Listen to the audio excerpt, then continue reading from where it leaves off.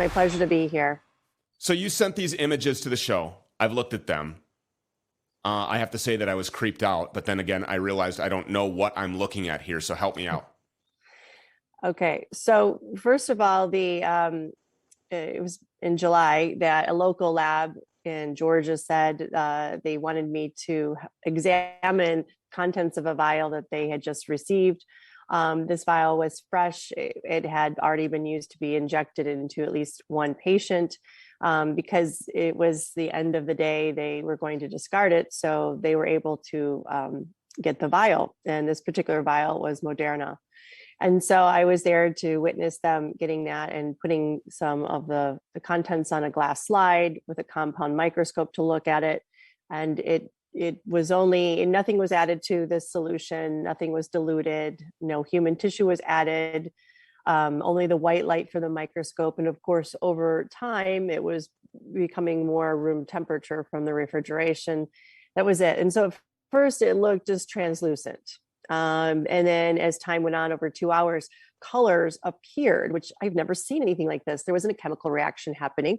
It was a brilliant like blue and royal purple and a yellow and sometimes green. And so these colors appearing, I did not know what that was. After investigating more, a superconducting material can do that with white light being emitted to it. Okay, a superconducting material would be something like an injectable computing system. Anyhow, these fibers were appearing more and more. Some of the fibers had a little cube structure on that. I'm not sure what that was. And also metallic fragments were in there. They were not metallic fragments I'm used to seeing, a more exotic.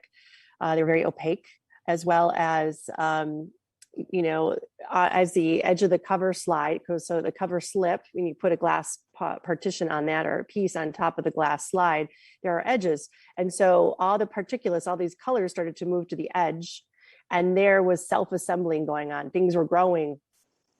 They looked synthetic. And then there was one particular, I'd say, object or organism, I'm not sure what to call it, that had tentacles coming from it. And it was able to lift itself up off of the cover, off of the glass slide. It was alive? Like the thing was alive?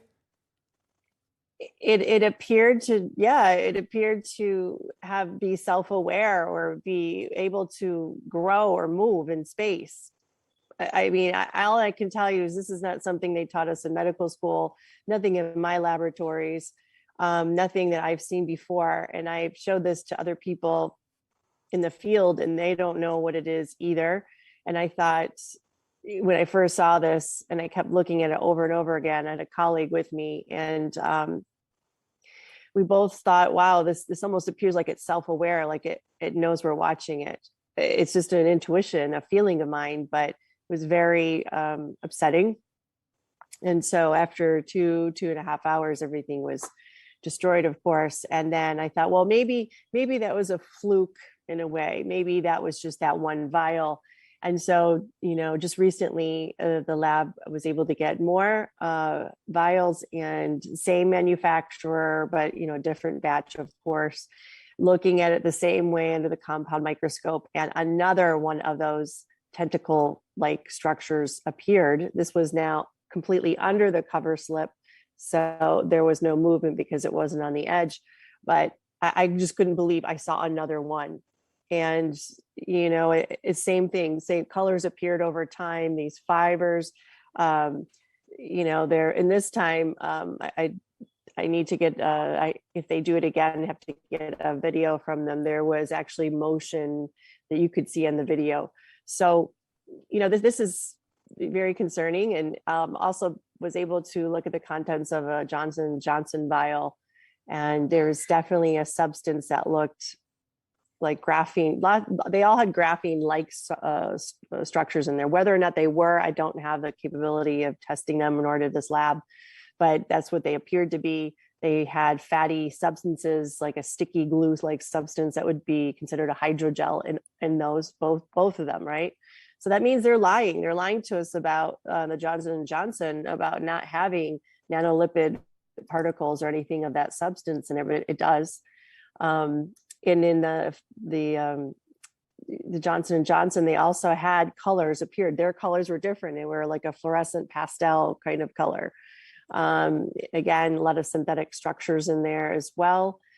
In the Johnson and Johnson, more like the spherical ring structures were there. A lot of sphere structures.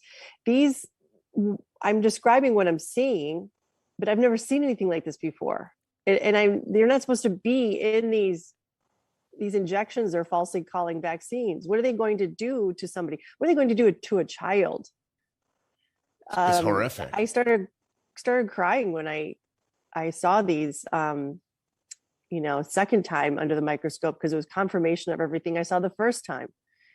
If I were looking into a microscope at something that I was told was a vaccine to promote health and safety, and some self-aware tentacle-equipped creature started moving, I would probably run out of the laboratory. I mean, that's just me. I'm not scared of a lot, but that is scary that is going into the blood of global citizens. And you're right, they want to push this into our children.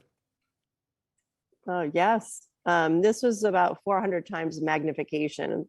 So we don't have, more information than that, but, people need to really, really, really stop and think about what is happening right now. And it doesn't make sense. If it doesn't make sense, don't go and rush to a decision that you could regret. Something's not right in the world. I think we all know that right now. And to me, it's definitely on the level of a spiritual warfare, looking at it under the microscope. Absolutely. And, this pushes me, this inspires me to make more of these, maybe videos, if we can get the lab to get more of these samples, to do them in real time, so you can actually see what we're doing, to have proof of, yes, this is what is happening. This is what we are seeing. So you yourself can see what is happening under the microscope, because I don't think you need to have any science background. When you look at it, you'll see that something isn't right. This isn't supposed to be injected into human beings. So when you first, especially children, before you started talking about this self-aware, whatever it is that lifted itself up off of the glass, you mentioned something about an injectable computing system. What do you make of that? Yeah. So when colors just appeared in the solution, I mean, I'm talking about there's no color or very little. All of a sudden, the most brilliant blue, the most brilliant yellow, the most brilliant purple appeared in more and more and more and more over time. I've never seen anything be able to do that besides something, unless you added another substrate for a chemical reaction. It has to react with something. I didn't know what could do that. And so I started to talk to some nanotech engineers and genetic engineers, and they told me the only thing they knew of that could do that was a white light, which a white light did hit it. The microscope has a white light.